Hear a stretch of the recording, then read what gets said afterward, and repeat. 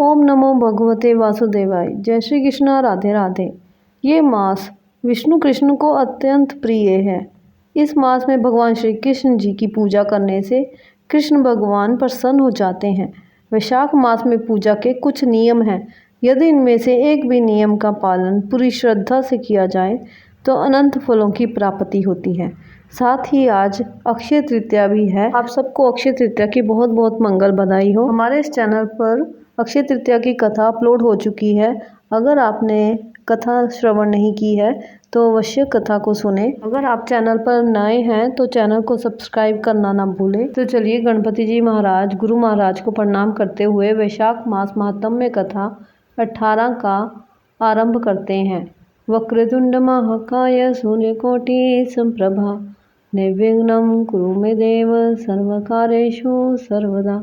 गुरु ब्रह्मा गुरु विष्णु गुरुदेव महेश्वराय गुरु साक्षात परब्रह्म तस्मै श्री गुरु में नमः।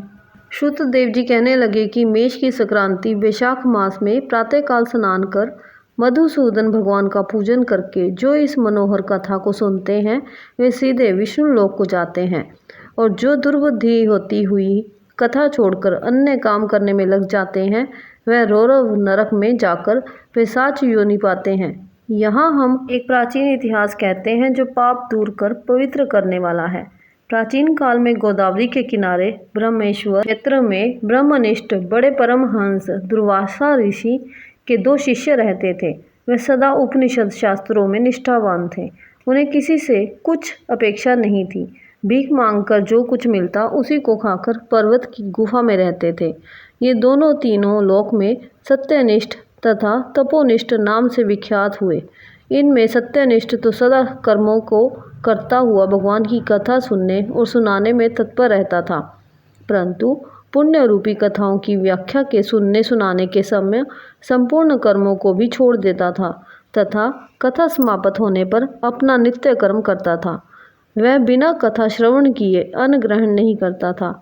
अतएव जो मनुष्य ऐसी कथा सुनते हैं उनको जन्म के बंधन नहीं व्यापते और विष्णु भगवान में सच्ची भक्ति तथा स्नेह उत्पन्न होता है। आरती दूर हो जाती है और साधु महात्माओं में सुहृदता उत्पन्न हो जाती है। सत्व बुद्धि से वेद में मति उत्पन्न होती है। निरंजन निर्गुण ब्रह्मा उनके हृदय में आकर विराजते हैं, परंतु जहाँ साधु महात्मा ना हो, तुलसी ना हो, विष्णु जी का मंदिर ना हो, काला मृग ना हो अथवा कथा ना होती हो, वहाँ यदि साक्षात गंगा जी का किनारा भी हो तो त्याग देना चाहिए।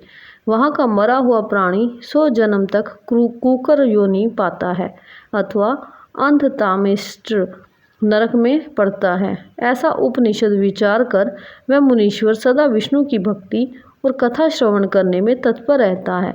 मगर दूसरा जो तपोनिष्ठ था, ना तो जीवा से विष्णु का कथा कहता था न कानों से सुनता था।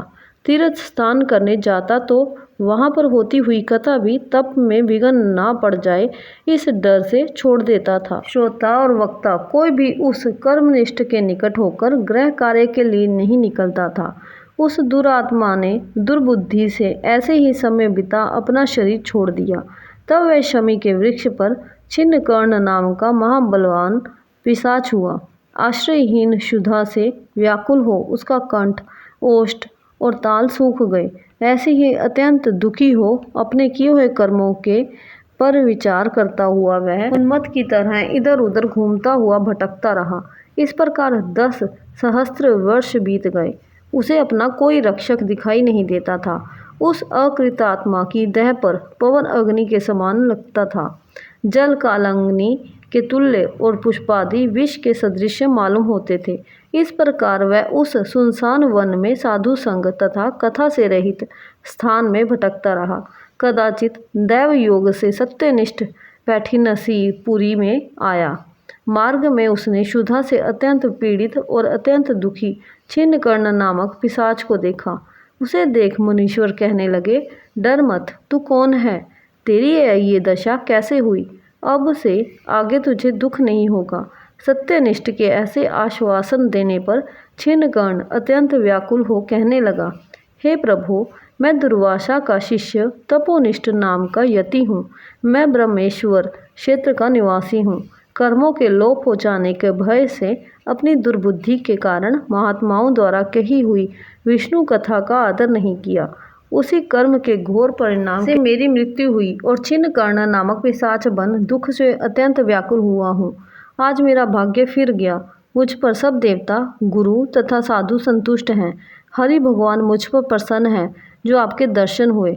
इस प्रकार छिन्न कर्ण त्राहि त्राहि करता हुआ चरणों पर गिर पड़ा। तब महायशस्वी सत्यनिष्ठ ने उसे दोनों हाथों से उठाकर अपने सुकृत का पुण्य और वैशाख महात्म्य को क्षण भर सुनने का फल दिया, जिससे उसका पाप तत्काल दूर हो गया और पिशाच योनि छोड़ दिव्य देह धारण कर महामुनि की परिक्रमा तथा प्रणाम कर दिव्य विमान में बैठ विष्णु लोक चला गया और सत्यनिष्ठ पैठीनसीपुरी चला गया तथा बारंबार महात्म्य श्रवण की चिंता करने लगा। शुद्धदेव जी बोले, जहाँ शुभ फल देने वाली, सब लोगों के पाप दूर करने वाली विष्णु भगवान की कथा होती है, वहाँ सब तीर्थ और अनेक क्षेत्र आ जाते हैं तथा वहाँ के निवासियों को मुक्ति प्राप्त होती है, इसमें कोई संदेह नहीं है। इस तरह वैशाख मास में दान पुण्य करने के साथ साथ कथा का श्रवण करना भी बहुत ही अधिक फलदायी माना जाता है। अथ वैशाख मास महात्म्य कथा अध्याय 18 संपूर्णम। जय श्री कृष्ण। राधे राधे।